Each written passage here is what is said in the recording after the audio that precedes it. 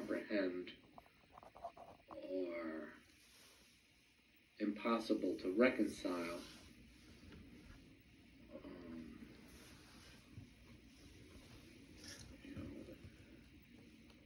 With either the Judaic tradition or what came to be understood as the right way of thinking at the time that the canon of the Bible was created, then again it wouldn't surprise me that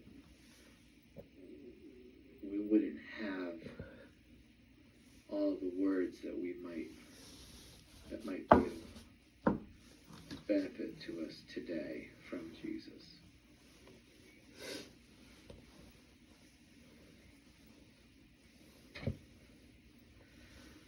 I don't know. So I thought I would encourage you to tune in so that you could see that I don't know. And I thought that might be somewhat of an inspiration to you, especially to some of you who are up to here with pastors and preachers who always have an answer. Always have the right answer, and they're always right, and somebody else whoever's challenging them is always wrong, and is disturbing God's order by challenging the anointed one to speak. I just find that to be so obnoxious, so disturbing. And I'll give you a good example of it.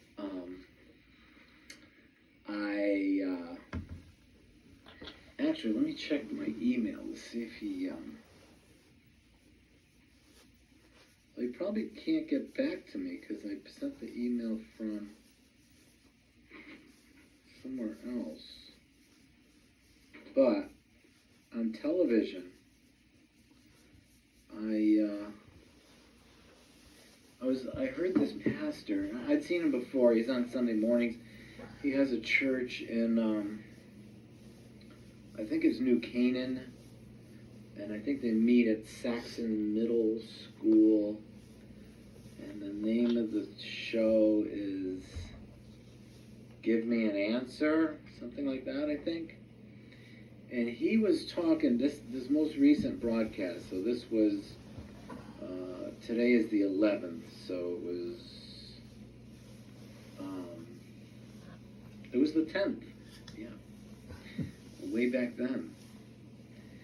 And he was, June 10th, and he was talking about,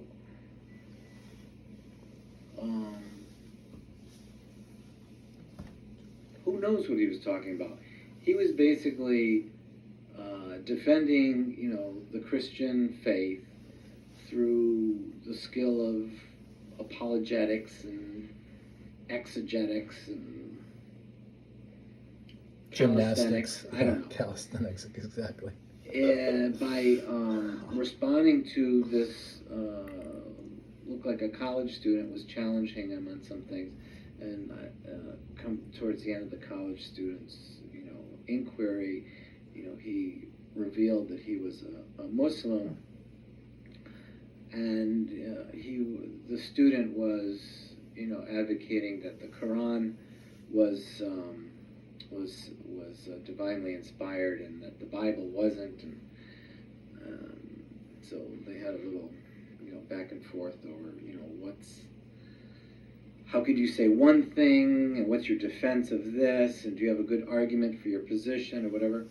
And all that's fine. I mean, that's apologetics. That's all fine. But my point in bringing this up is the pastor who was leading this program, I don't know his name, his tone and his manner was so abrasive, defensive, annoyed at this kid's question. Just like Jesus. Almost felt like, it was almost as if he had the attitude of, I'll put up with your questions even though I've already thought of all the answers, and I'll put up with your challenging me on all these things, and go ahead and ask me them, but I'll quickly shoot them all down as if they were clay pigeons, and you'll see that I am, well studied, and my position is much better than yours. And he just, the whole time I just was having the heart, I was like, how can I continue to watch this? This is horrible.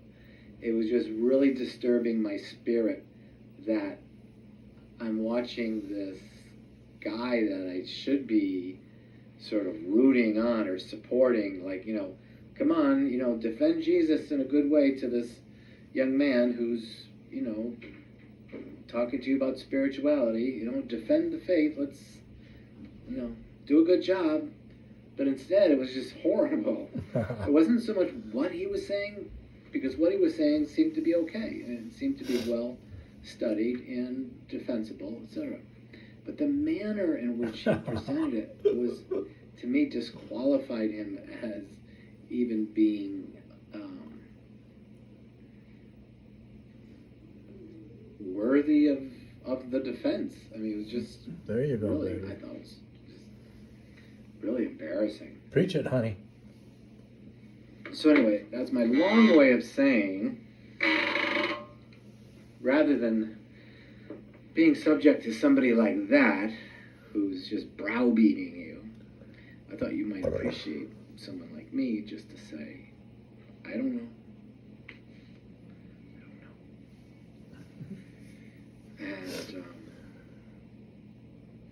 the more I say I don't know, the more I feel better. And embracing mysteries and embracing certainties. I know there's some out there who think there are no certainties, there are only mysteries. Because we can't know things, we just can't. You can't know anything. I just find that to be silly, because we have this great gift of intellect and ability to objectify and analyze and to see our behavior as being helpful, not helpful, developing, regressing, staying the same, how our choices interact with others and help to promote certain ideas of going forward, or certain ideas staying stagnant or regressing to a former position. I mean, we all have this influence on each other. And so I just think it's silly when we have this great gift of influencing each other's lives and be able to see it and understand it and see that it's coming from culture, or coming from spirit, or coming from emotion, or coming from a mental acuity, or coming from behaviors that are traditional, behaviors that are transcendental, or all of these things in a different mixture of certain ones. I mean, we can study this and find data to support our positions, and after having done all that, all we can say is we know nothing. In some regard, yeah, I see that. We're just spinning our wheels, the depth of knowledge, or the depth of understanding, or, what the wisdom is behind this experience we call life, of being human on the planet Earth, and the history of humankind, and the possibility of being created by God and being saved by the Son of God, and all of these things. Yeah, when you're thinking big terms like that, you can say, what do we really know? Okay, I can get that. But my thought on all this is that, having been a Christian for, I always have to stop and think now because I'm getting older too quickly, is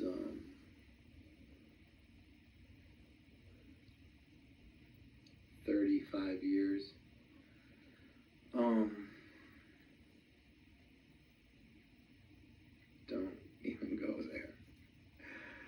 this remark. I'm just thinking of myself of how far I have not come in 35 years. But what was I going to say? Just being a Christian for 35 years, that I think I've learned something. You know, in spite of how unhappy I am or disappointed I am in the lack of progress that I've made, I know where the errors are. I know. It's not that, gee, I wonder what is it that's kept me from growing as much as I should have as a Christian all these years. I really would like to know.